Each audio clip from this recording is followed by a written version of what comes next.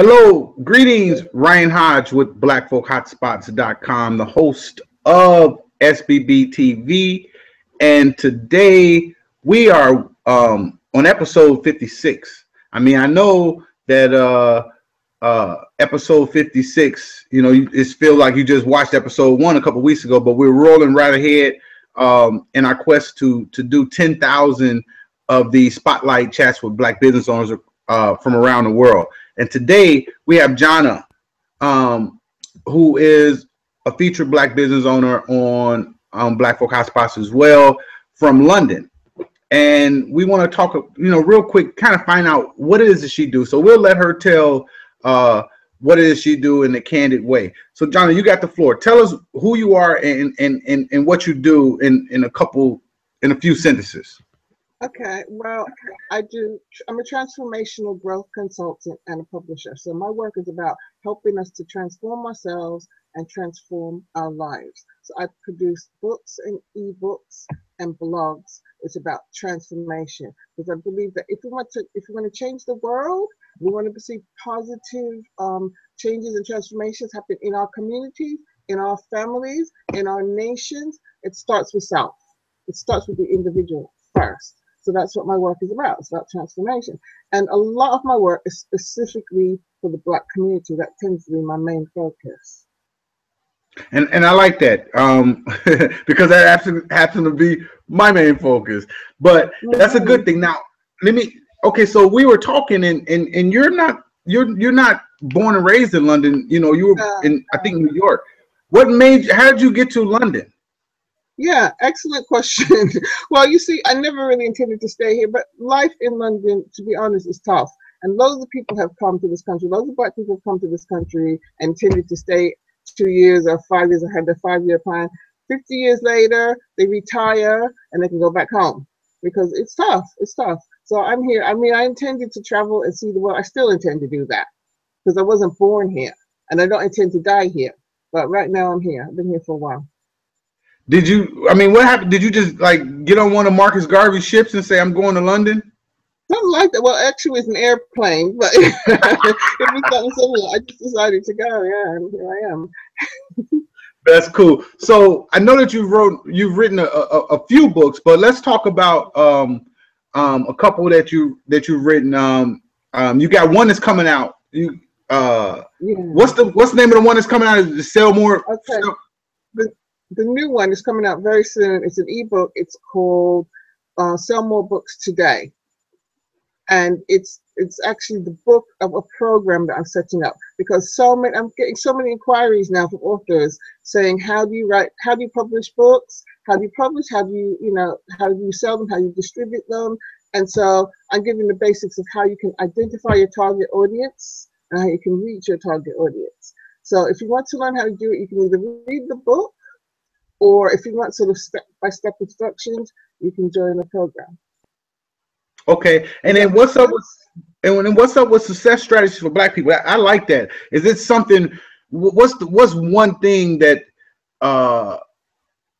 Give me what's one. I guess what's that about? Okay, well, success strategies. Now, when I wrote it, I don't think I was really that clear in my mind about why I was writing it. It's just I knew these strategies worked, because I use them for myself and I've taught hundreds of people. So I know that they work. And I tend to think that a lot of times Black people, we look in the wrong places for our solutions, right? That's why we still have this. That's one of the reasons why we still have the same problems. We look in the wrong places for our solutions. We look outside of ourselves. We look outside of our community, or we're looking for some leader or someone to come along and save us. And the solution is actually inside of us. We have enormous power as Black people, but we do not use the power that we have. So that's what motivated me to write the book, because I felt all these strategies, we have all these problems in our community, but they're actually solutions if we learn how to use them. So that's why I wrote the book. So I'm passionate about it. So for example, one of the things I talk about in the book is nonviolent communication. Now, nonviolent communication is not that well known, although it's becoming more and more known. And it's not about being passive. It's about actually being able to transform situations. So we know that there's a lot of, well, this is my opinion, there's a lot of violence that's targeted specifically against Black people and against our communities. And the past year or so, since Trayvon's killing, and then Michael Brown, and then all the others we've heard about. But I mean, I think you said a little bit earlier when we were chatting, it's been going on for many years, but we're finding out about it now. It's in the news at the moment. You know, we can go into violent situations, and when we have the skills, we can turn them around. Does that make sense? It makes 100% sense, and that's why I think that people, even if they have some thought processes or even some doubts, I think they need to pick the books up. We'll add those links to the description a little bit later because they're available on Amazon, right? Of course, yeah. Okay, cool. I mean, the new one, Sell More Books Today will be on Amazon. It's coming out probably next week. But yeah, Success Strategies. I have quite a few books and ebooks on Amazon. Yeah. Okay. But yeah, I wanted to get these strategies into the hands of Black people, and I still.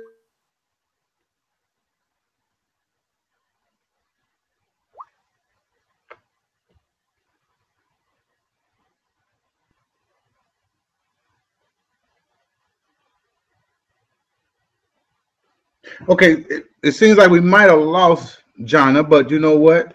That's okay because we have technical difficulties and things happen. But we're gonna give her a couple minutes to jump back in if that's a possibility. I'm gonna go ahead and resend her the link real quick, just in case. But she also doing some things with some like some blogging carnivals where she's trying to get more people to, you know, get interested with Black businesses and to know each other. So it kind of works hand in hand in what we do at Black Folk Hotspots. We do pretty much the same thing. Our goal is to help Black people get more and more exposure.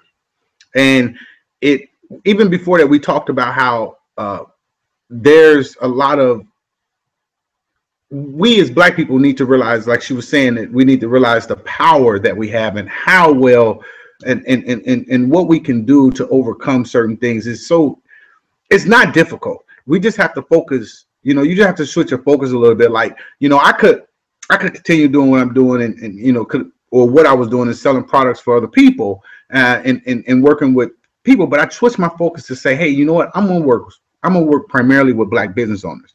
And yeah, I'll say it's been rough. It's not easy, right? But you know what? What has is it's rewarding work and it's passionate. I'm passionate about it, and I really enjoy, you know, helping a Black business owner and seeing them, you know, listening to them say, hey man, I've gotten a phone call, I closed the deal, I got this, and I want to thank you for it. It's so cool to hear that. It's so cool to hear I picked up, you know, 10, 15, 20, 30 more followers, because those can eventually be customers later on.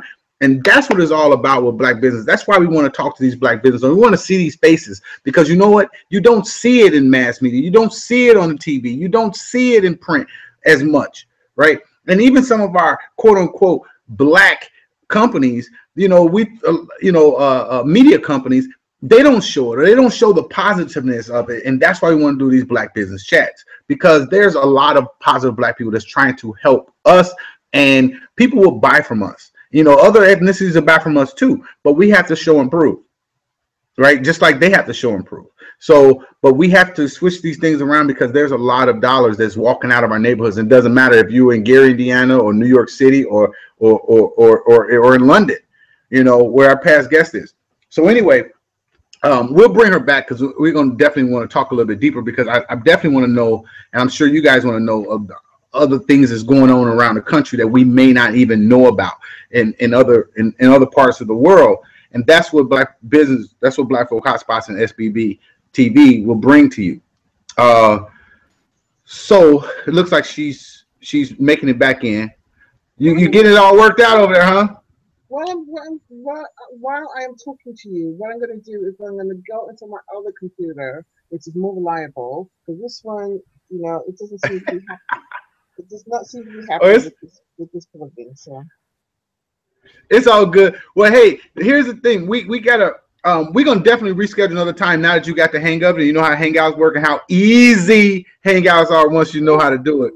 Because there's a couple people over there that's part of the network. Talked to Glenda Andrews. I don't know if you've made friends with her yet, but I turned her on to Hangouts and she can't stop making videos and having communication and chats. But I bet you two guys would really hit it off, because she does some of the same sort of things that you do, and the mindsets are pretty much the same as well. And she is not.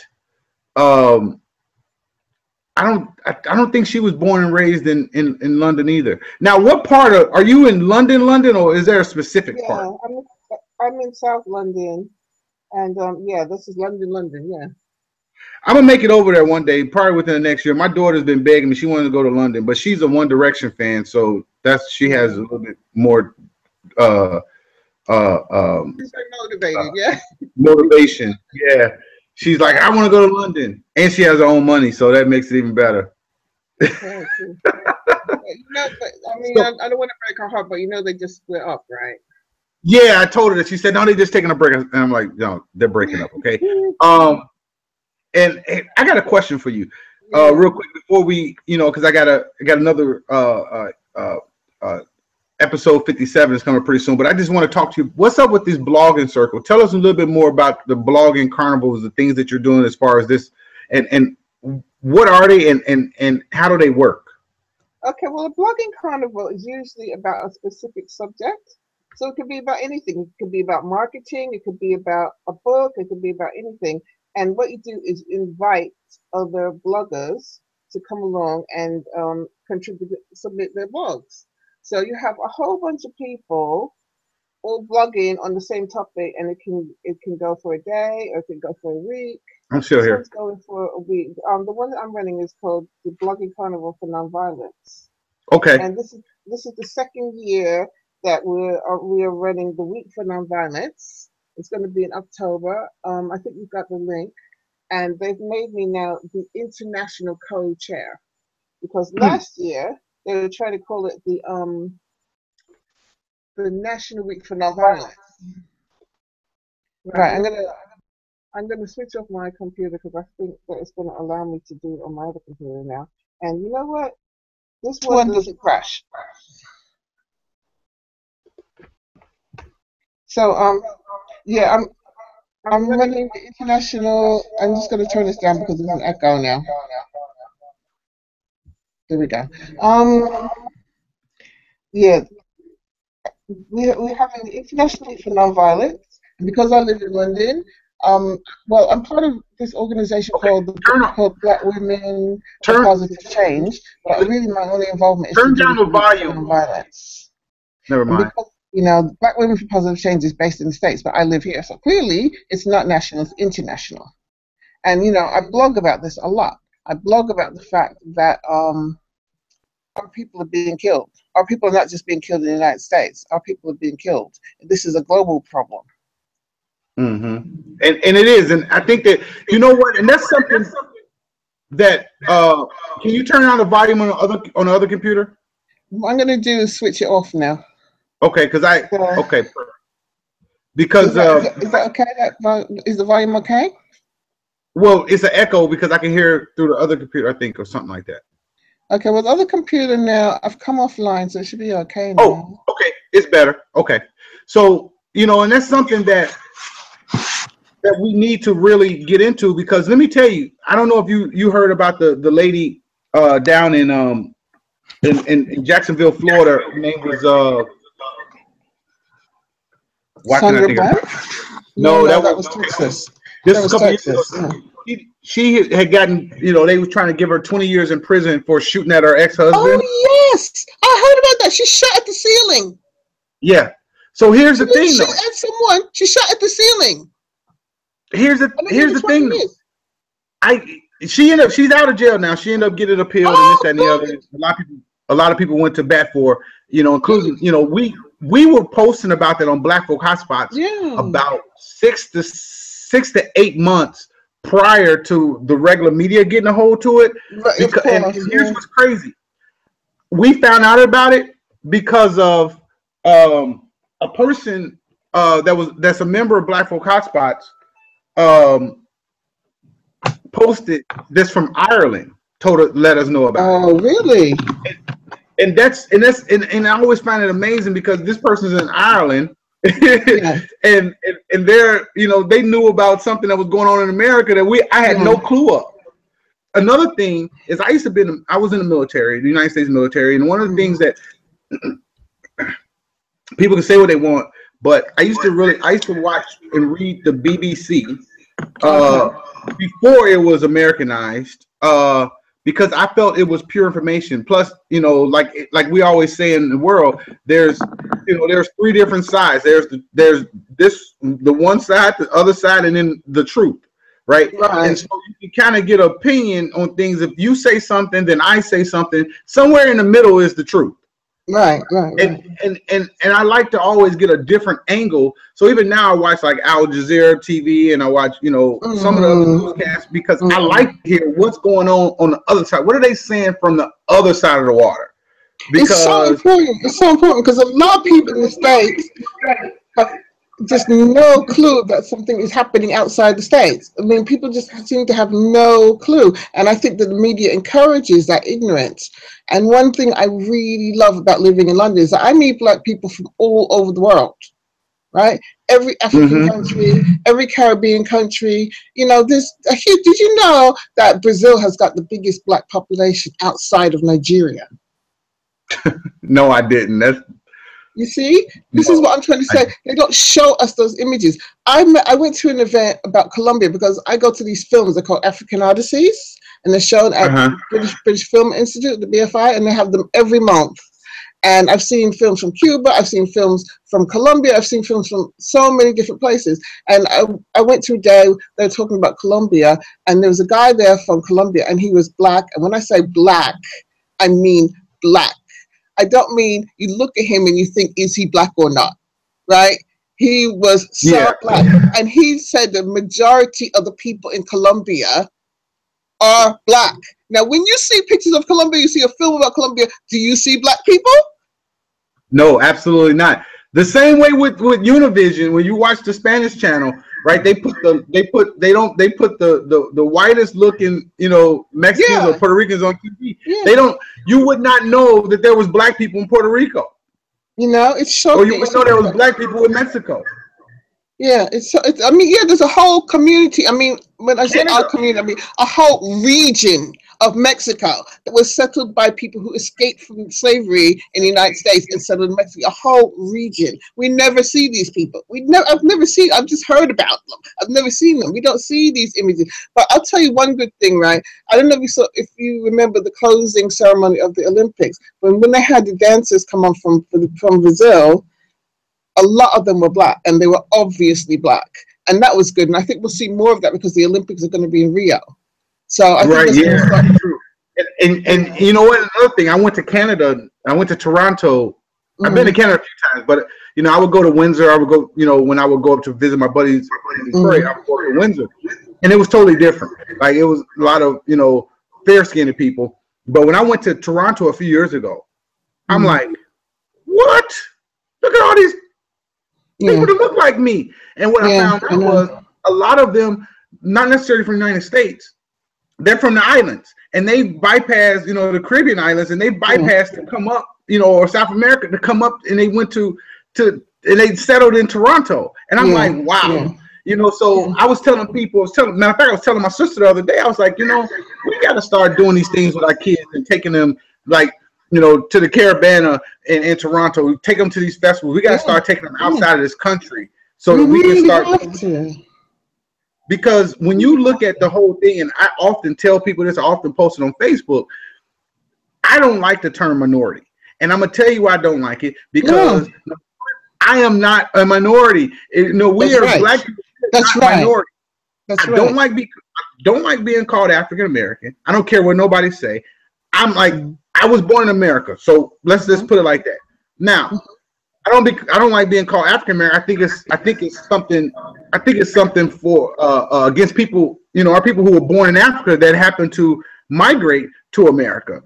I think that's kind of like a slap in the face, because I've never been to Africa, right? I would deal with the term Black, and I will let we can keep calling it Black, right? Because if we all did that, if we called it Black in London, we called it Black in Canada, we called it Black in Puerto Rico or Mexico or Colombia, or if we did that, or France, then we would realize, wait a minute, we're not the minority, we're the majority. Absolutely, absolutely. And in one of my recent blogs, I was asking, is there war in Black community? And I started talking about the majority population because I was thinking about Britain, but I don't actually like even using that term because we are not a minority on this planet. We are not. We are not a minority. So why am I talking about the majority population like there's somebody else besides us? You know, there's us and the Chinese. We are the majority. Right. Have you seen that film series Hidden Colors? I haven't seen it. I've heard about it. I've not seen it. But I just want to drop one more little bit of knowledge on you. You might know this already. But when the Romans first came to Britain 2,000 years ago, there's about 4 or 5 different Roman historians who said that when they got here, the people they found here were Black. Same thing in America. Yeah? Yeah. Before same Columbus. Thing in America. Before Columbus, yeah. Yeah. Same thing in America. Same thing in America. It's probably the same thing everywhere. You know, they like to pretend that we don't exist. Exactly. You know, it's as people start to wake up, you start to read books, and it's a lot of, that's why I tell people, you know, reading is fundamental. There's a lot of good stuff in those books. But hey, here's the thing, we gotta rock and roll. What I want to do is I want to continue this, and I want to do another one of these. So schedule another time where you're available, and then we can do this and we can dive into it even deeper and into exactly what you're doing. So right now, as we wrap up, let people know how they can get a hold to you as far as your website stuff and how they can connect with you. Okay, my main website is called Black Success One. It's the number 1. It's all one word, Black Success One. And then my other main website is Black-Success. So both of those have my books, my ebooks, and they have a contact form. Both sites have contact forms. So if you want to contact me, that's great. You can also get me on Facebook as Success Strategies for Black People. So this is just some, and of course, Black Folks Hotspots. So those are just some of the ways people can get hold of me. Absolutely, cool. And also, too, if you want to get information, you can also click the links in the description below. It'll say find out more about our featured guests, and it'll link to our Black Folk Hotspots page, which also links to, you know, her main website, and then her Twitter page, and a few other pages. A Facebook page, so you can get some of those things. So anyway, hey, I appreciate you for coming on, being part of episode 56. Let's do this again. Thank you very much. Thank you very much for having me. Let's do it. Let's keep having these conversations because we'll get more and more interaction, and it's gonna grow, and it's gonna build, and we're gonna be big. So, John, I really appreciate it. Let's talk soon. Thanks very much for having me as a guest, and I look forward to being back on here soon.